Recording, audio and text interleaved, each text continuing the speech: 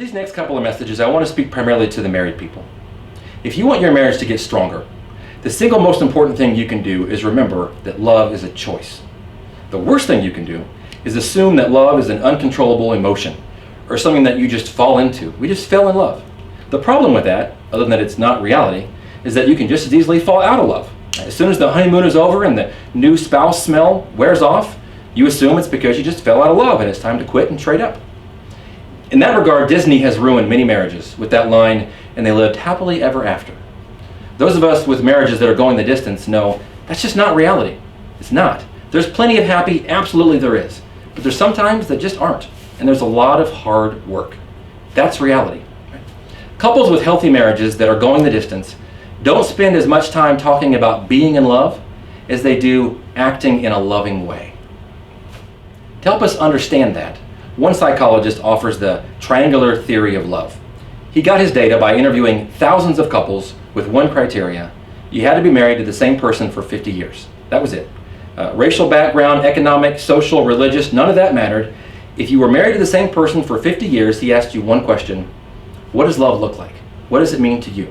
And consistently, he got the same answer. They started talking about the same three things. And he used those three things to develop this triangular theory of love. The three things are passion, intimacy, and commitment. Passion is the raw, sensual, biological side of love. Passion is hot, and it's physical, and it often leads to sex.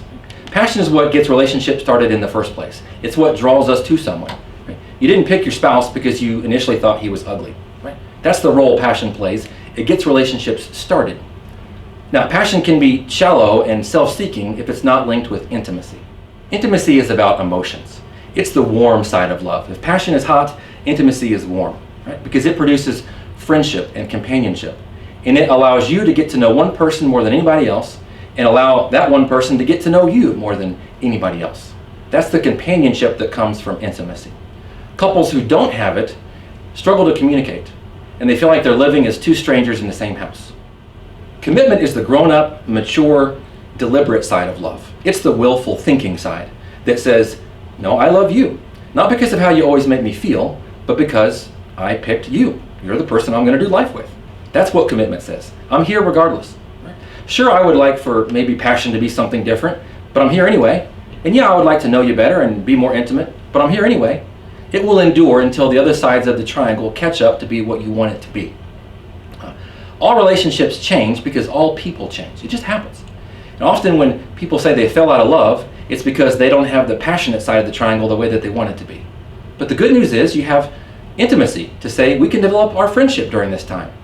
That's going to endure. Or you still have commitment that says my ring's not coming off. I picked you and I'm staying. We'll get through this together. Now, if your relationship isn't what you would like it to be, if your marriage isn't as strong as you want it to be, let me be your chaplain for a minute and speak directly to you. All relationships can endure. They all can.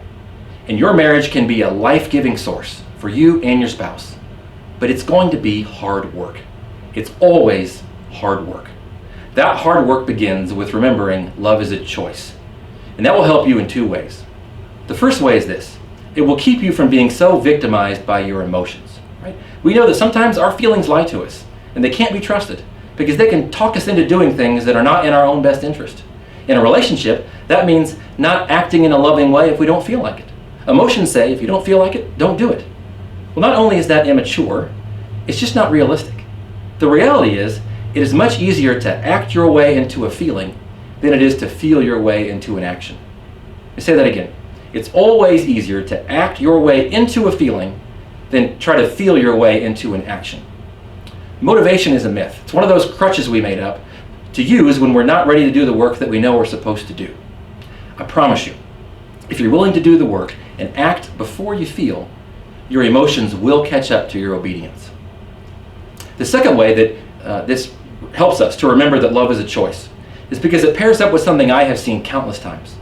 Every time I have seen a rocky relationship bounce back and come to life again, and I've seen it happen many times, it's always because one person in that relationship decided they were going to go first. I have never seen two people simultaneously decide they were both going to start to work on a rocky relationship. I've never seen that. It's always because one person decides he or she is going to go first, and the other person, seeing that, starts to come around and catches up. It's always happened that way. If you would like your relationship to be more than it is, if you want your marriage to get stronger, then I challenge you to be the hero in your relationship and go first. Start acting in a loving way. Thanks.